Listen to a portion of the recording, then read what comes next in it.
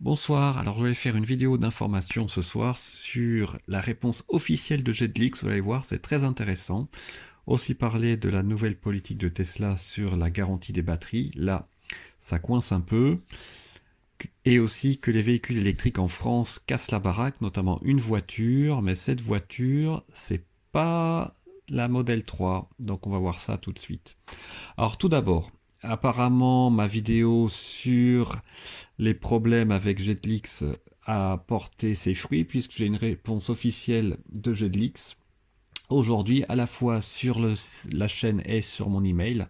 Alors concrètement, qu'est-ce que dit Jetlix? Ils disent que d'abord ils s'excusent de la confusion pour le partenariat avec Total Direct Energy, comme je disais dans ma vidéo. En fait, il n'y a pas de partenariat pour l'instant, mais ils ont décidé, alors ça c'est très appréciable, que pour tous ceux qui sont déjà inscrits avec l'application et qui ont mis leur fournisseur Total Direct Energy, eh bien ils ont décidé de verser les gains pour ces clients, dont moi-même, donc c'est une bonne nouvelle, jusqu'à la fin de l'année. Pour les autres, ben, ils profiteront entre guillemets que des économies d'énergie heure creuse, heure pleine, si ils sont chez Total Energy et pas encore inscrits. Donc voir comment ça va se mettre en place. Après, il donne des explications entre les économies et les gains qu'on peut avoir sur son compte bancaire à partir de 5 euros. Donc ça, bon, c'était déjà expliqué dans les réglages de l'application.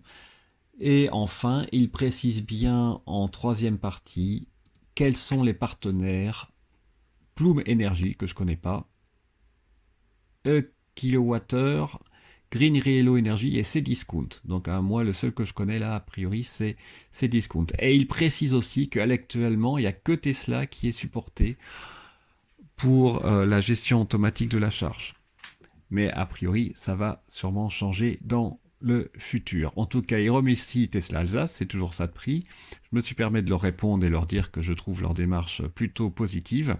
Après avoir dans les faits comment ça va se passer, j'ai eu aussi une réponse officielle sur mon adresse personnelle, donc je pense quand même que c'est sérieux. Il n'y a pas de raison qu'ils prennent tout ce soin de communication pour nous informer. Et je croise les doigts, on va voir comment ça se passe dans les semaines qui viennent. En tout cas, maintenant, voilà, les conditions sont claires. Et j'espère qu'ils vont surtout élargir leur panel de fournisseurs, notamment d'ici la fin de l'année, inclure EDF. J'ai un petit doute quand même, mais Total Energy évidemment, Engie en Belgique, je sais que ça marche. J'ai un de mes abonnés qui, entre guillemets, a des gains. Après, il faut que les gains arrivent sur son compte, mais les gains sont comptés.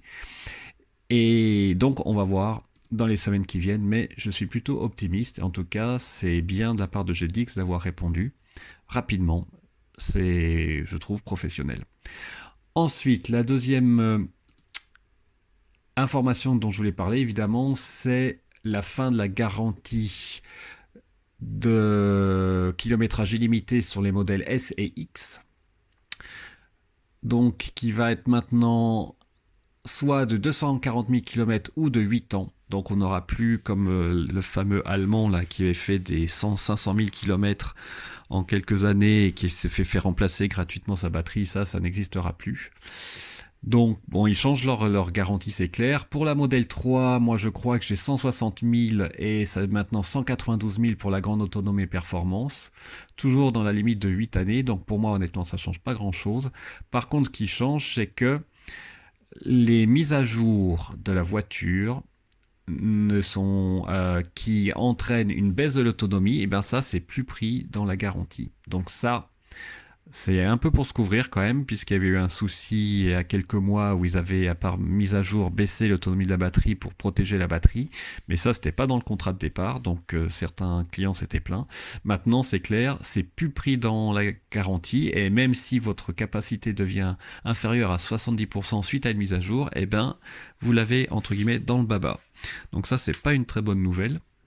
Bon, après, on sait que a priori les batteries, elles sont bien, on va dire, utilisées, c'est-à-dire pas en dessous de 20%, pas au-dessus de 90%, et puis pas trop de superchargeurs. Il n'y a pas de raison qu'elles durent très longtemps, hein. Donc, il faut aussi mettre en perspective. Et la dernière information dont je vais vous parler, c'est évidemment le boom des voitures électriques en janvier. En France, alors la star, c'est pas la Tesla, c'est la Renault Zoé avec presque 11 000 immatriculations pour les voitures électriques, soit presque 8% du parc. C'est quand même beaucoup plus par rapport à 2% l'année dernière. On voit que la Zoé casse la baraque, comme ils disent, mais que par contre que la Tesla, va voir, elle casse pas du tout la baraque, ce qui est pas vraiment étonnant vu que il y a la fin du bonus écologique. Évidemment, les gens sont précipités jusqu'au 31 décembre. Maintenant, c'est sûr que ça doit être un peu différent. Et pour l'hybride rechargeable aussi, ça a l'air de bien se développer au cours de ce début d'année. Donc c'est plutôt bien, ça montre un changement d'esprit des gens qui passent à la voiture électrique. Après, il y a aussi le fait que pas mal de constructeurs ont retardé au maximum la vente de véhicules électriques à 2020 pour bénéficier de la nouvelle norme WLTP et donc comptabiliser pour, vous savez, cette fameuse ce taux de CO2 qu'ils doivent respecter. Donc ils avaient vraiment intérêt à ne faire des immatriculations qu'en 2020, y compris pour la Zoé. Donc à surveiller dans les mois qui viennent comment ça va se passer, et notamment au niveau de Tesla, est-ce que il va reprendre un rythme de croisière, on va dire, après ce trou d'air en janvier, ce qui paraît logique avec la fin du bonus au-dessus de 60 000 euros. Je suis assez optimiste, je ne vois pas pourquoi les ventes ne reprendraient pas. Et à voir pour cette fameuse Tesla 3 en dessous de 45 000, c'est vrai que à part RMC, il n'y a pas d'autres informations qui courent sur ce sujet, donc faut rester prudent, mais je croise les doigts, ce serait quand même une super nouvelle si on avait une Model 3 standard range, notamment plus, mais ça serait probablement peut-être une voiture avec moins d'autonomie en dessous de 45 000. Ça pourrait faire un bingo, comme on dit, en termes de vente pour Tesla sur les voitures un peu moins chères. Voilà, merci pour votre attention. Je suis content que pour GEDLIC ça avance. Ça montre que quand on se fait entendre, ça peut marcher. Donc attendons, mais c'est bien parti. Donc c'est une bonne nouvelle et j'espère que ça va continuer comme ça. En attendant, je vous souhaite une très bonne soirée. Je vous remercie de votre attention et je vous dis à très bientôt. Au revoir.